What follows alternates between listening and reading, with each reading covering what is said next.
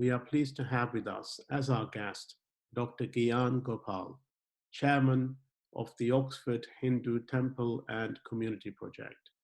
Gian, welcome to the Oxfordshire Community Hub, which has been set up by the Oxford Foundation to create a virtual Oxfordshire community to share stories, poems, music, song, art, basically anything as long as it's respectful towards others.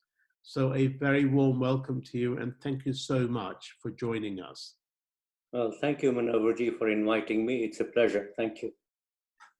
Thank you. So tell me a little bit about how diverse and large the Hindu community is in Oxford or Oxfordshire. The Hindu community in Oxford is extremely diverse, regionally, culturally, linguistically, and traditionally. In fact, there are 50 recognized different languages in India. And as a result, obviously, wherever there's a different language, the culture and the traditions change a lot. So we have great diversity in the Hindu community in Oxford. We have Hindus from Nepal and from all regions of the subcontinent. Wonderful. So therefore, the Hindu community is extremely diverse. It is also diverse in the contribution it makes to Oxford community and society as a whole.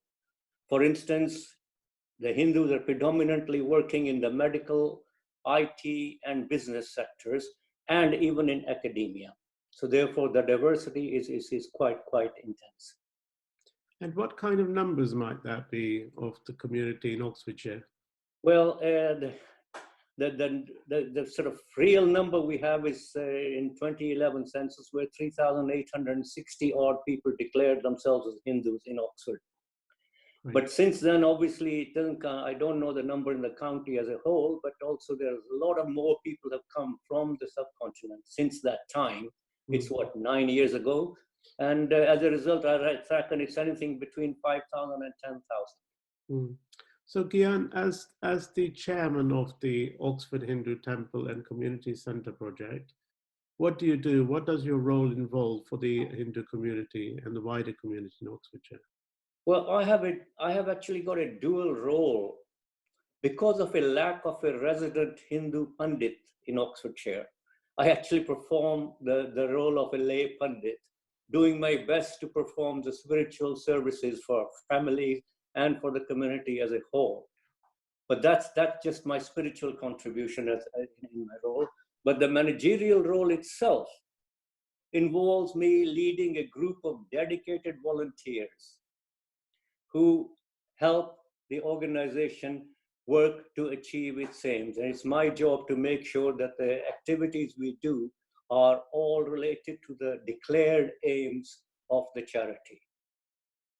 Sometimes ensuring that at the same time ensuring that all ordinances relevant to a registered charity are being met. And also, despite the lack of a central location of our own, we perform about 20 spiritual and cultural events in every year. And therefore, it is a role of the committee and the chairman to make sure that all rules and regulations vis-a-vis inclusivity, certainly in terms of health and safety, are being met. And of course, we try to be inclusive and include all and invite all other community members and so on to join us in our activities. So therefore, that's the sort of role that I as a manager am doing. So Gian, in terms of the events, I know you do some wonderful events, but just share them with maybe 2 or 3 main key events. I know you do a lot through the year with the people listening. So just tell the main cultural events that we do, where in fact all the communities and different communities and so on are invited. In fact, we invite everybody to even to our spiritual events as well, but that's keep that separate. The cultural events we do is the Holi festival, which is the festival of colors in the spring, which is in fact was always celebrated in the whole subcontinent with kite flying, colors, and so on to welcome spring, and the colors of the flowers and the fields and so on are being celebrated, that the winter has passed away. So that's the first one. We also started doing about 8, 9, 10 years ago, in fact, the Oxford Summer Mela in the summer, whereby we include or bring in white performers from all parts of Oxfordshire, all communities, and all different cultures, including jazz performers, dancing of Indian type, Bollywood dancing, and so on. You name it, we have included. Even classical music has been included in some of our Oxford Mela. So therefore, we've had up to 1,200 people coming in a day in one of the Melas. The third one we do is that in the autumn, we celebrate the Festival of Lights called Diwali, where we hold a Diwali dinner dance, where we invite people, and up to 350 people have come from all parts. In fact, the last one we did was about almost 50% were Hindus and 50% were from other communities of Oxfordshire.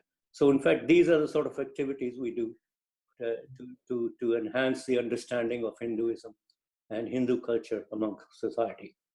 Thank you for that, Gian. Now, I know you are trying to build a temple in a community center, and it means so much to you as a community. So could you share something about what it means for you as a community to actually realize your vision of having a temple in a community project center? Yeah, sure. As I mentioned, the diversity in Hinduism, in fact, in the way Hinduism is practiced all across the subcontinent and in Nepal, there are different ones and so on. And since we have got such a big diversity in the Hindu community itself, we need a central focal point. A temple like that would provide that focal point for the community to come together. That's I'm talking about the Hindu community at this moment, because you asked that question about a Hindu temple. Mm-hmm. So we do need a Hindu temple very much. And we've been, 12 years of our efforts are still continuing. I can hardly stress the need of such a center in Oxfordshire. Recently, we've been able to bid for a couple of locations, but unfortunately, we were outbid by wealthier organizations. Currently, we are appealing to all for help to all the local councils in Oxfordshire, the county council, the district councils, and the city council. And we've launched an online petition. At the moment, of course, given the circumstance, it has to be online, although we've had about 100 actual physical signatures at the last Holi event. So we've had up to about 300 online signatures online on the petition. The petition will go when all this stressful period ends to the leaders of the councils from the Oxford Hindu community, asking for help in trying to find a location for us. And I know you're also involved greatly in interfaith work and relationships. And I just wonder, why is that important for you? Well, we these days we live in extremely diverse societies, especially Oxford. I think Oxford, being the center of the world center of education and so on, has always been extremely diverse in the sort of people that live here. It's become more so in recent times, as you know.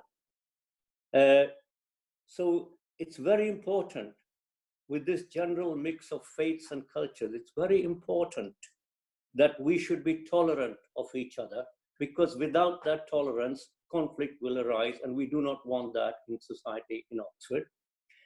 And to achieve that tolerance, it can only come through understanding of each other's cultures.